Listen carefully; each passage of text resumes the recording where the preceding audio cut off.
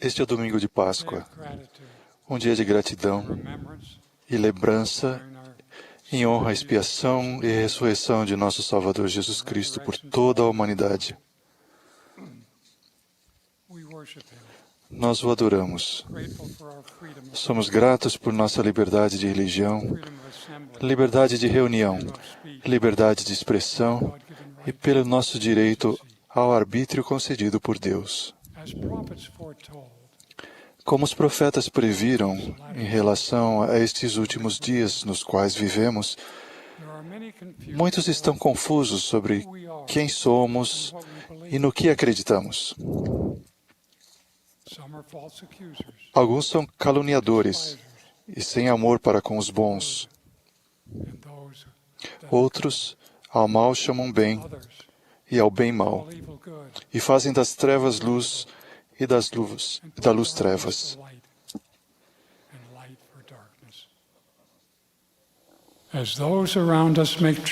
À medida que as pessoas ao nosso redor fazem escolhas sobre como reagirão a nossas crenças, não devemos esquecer de que o arbítrio moral é uma parte essencial do plano de Deus para todos os seus filhos. Esse plano eterno que nos foi apresentado no Conselho Pré-Mortal no céu incluía o dom do arbítrio. Naquele grande conselho, Lúcifer, conhecido como Satanás, usou seu arbítrio para opor-se ao plano de Deus. Deus disse: por ter Satanás se rebelado contra mim e procurado destruir o arbítrio do homem, o qual eu, o Senhor Deus, lhe dera, fiz com que ele fosse expulso.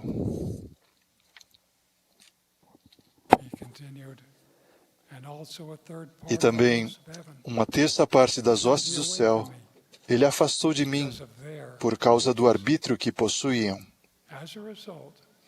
Como resultado, os filhos espirituais do Pai Celestial, que decidiram rejeitar seu plano e seguir Lúcifer, perderam seu destino divino.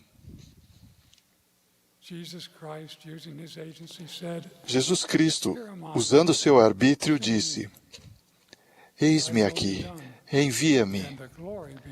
Pai, faça-se a tua vontade e seja a tua a glória para sempre. Jesus, que exerceu seu arbítrio para apoiar o plano do Pai Celestial, foi identificado e nomeado pelo Pai como nosso Salvador, preordenado para realizar o sacrifício expiatório por todos.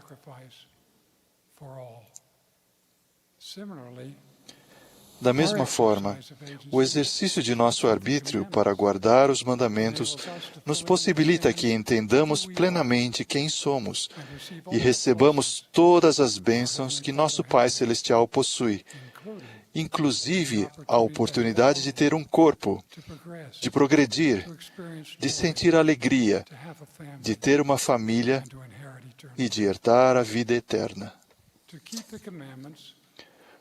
Para guardar os mandamentos, precisamos conhecer a doutrina oficial da Igreja, de modo a não sermos desviados da liderança de Cristo pelos caprichos sempre volúveis das pessoas.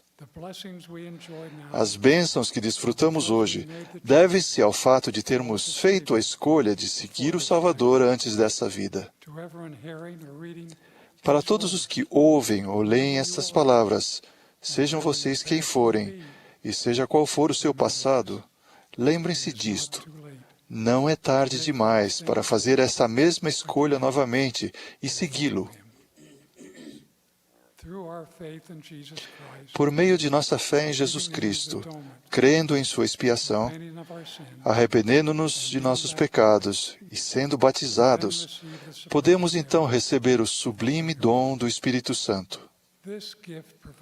Esse dom proporciona conhecimento e entendimento, orientação e forças para aprender e adquirir um testemunho, poder e purificação para vencer o pecado, consolo e encorajamento para sermos fiéis na tribulação.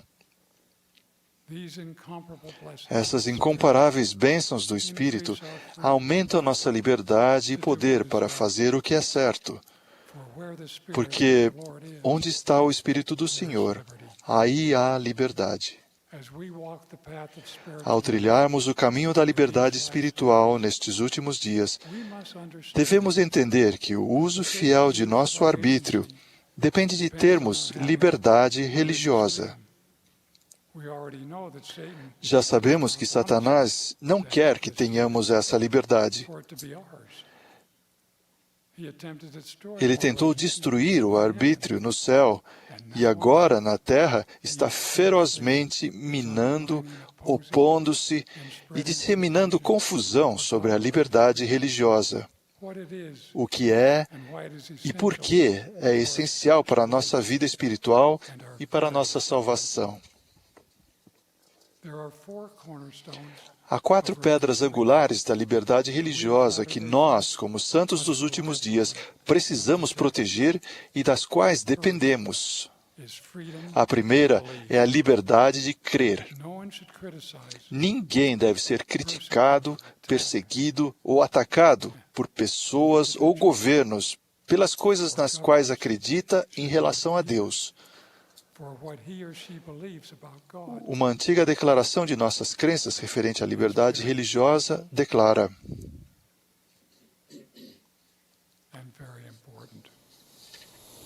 An early declaration of our beliefs regarding religious liberty states, no government can exist in nenhum peace governo pode existir em paz, a não ser que tais leis sejam feitas e mantidas invioladas, de modo a garantir a todo indivíduo o livre exercício de consciência. O magistrado civil deve reprimir o crime, mas jamais controlar consciências ou suprimir a liberdade da alma. Essa fundamental liberdade de crença foi reconhecida pelas Nações Unidas em sua Declaração Universal de Direitos Humanos e por outros documentos de direitos humanos americanos e internacionais.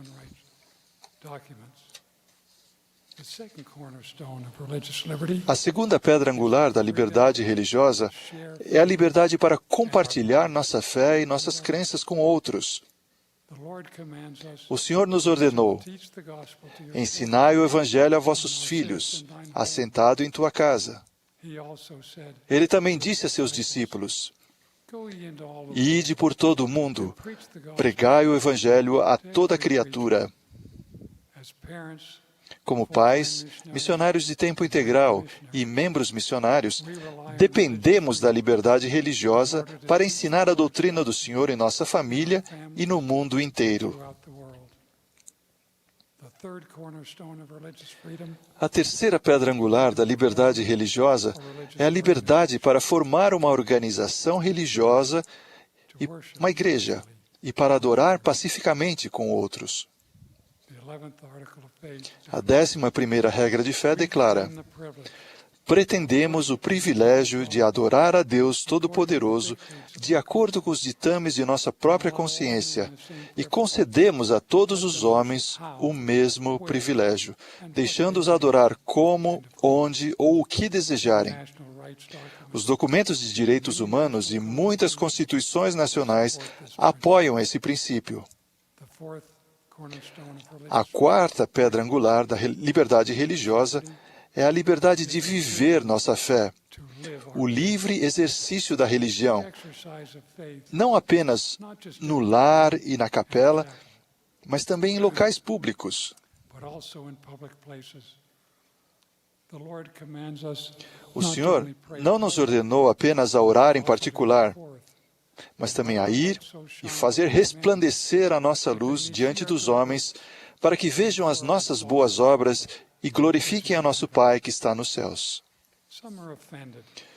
Alguns ficam ofendidos quando levamos nossa religião para o debate público.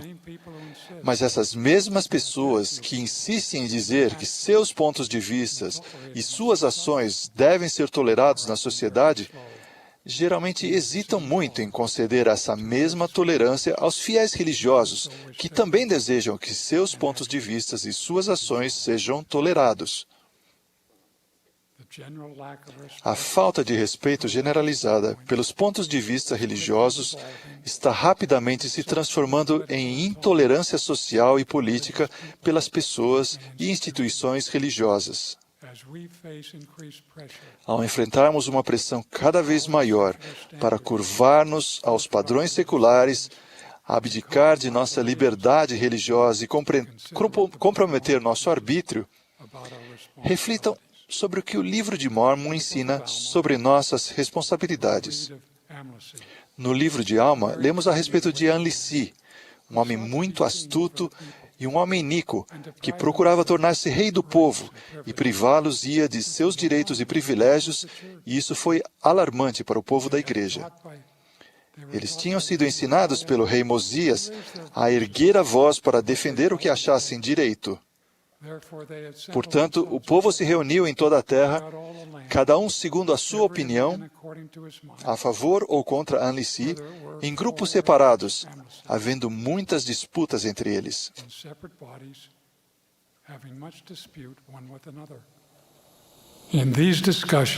Nessas discussões, os membros da igreja e outros tiveram a oportunidade de reunir-se, sentir o espírito de união e ser influenciados pelo Espírito Santo. E aconteceu que a voz do povo foi contrária a Anne Lee, de modo que não foi proclamado rei. Como discípulos de Cristo, temos a responsabilidade de trabalhar em conjunto com outras pessoas que também acreditam como nós, erguendo a voz para defender o que é certo. Embora os membros jamais devam afirmar ou sequer dar a entender que estejam falando pela igreja, somos todos convidados, na qualidade de cidadãos, a prestar nosso testemunho pessoal com convicção e amor.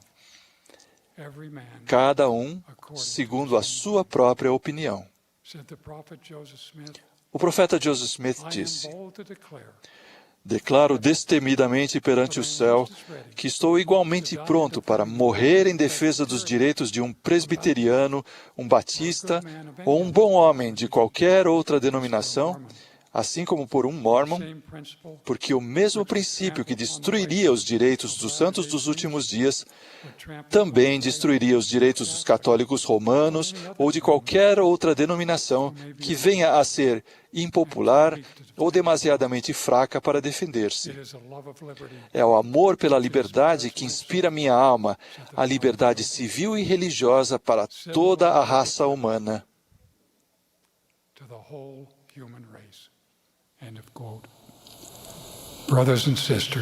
Irmãos e irmãs, temos a responsabilidade de salvaguardar esses sagrados direitos e essa liberdade para nós mesmos e para a nossa posteridade. O que vocês e eu podemos fazer? Primeiro, precisamos estar informados. Estejam atentos às questões de sua comunidade que possam ter uma repercussão na liberdade religiosa. Em segundo lugar, em sua capacidade individual, unam-se a outros que também estão comprometidos a defender a liberdade religiosa. Esforce-se lado a lado para proteger a liberdade religiosa.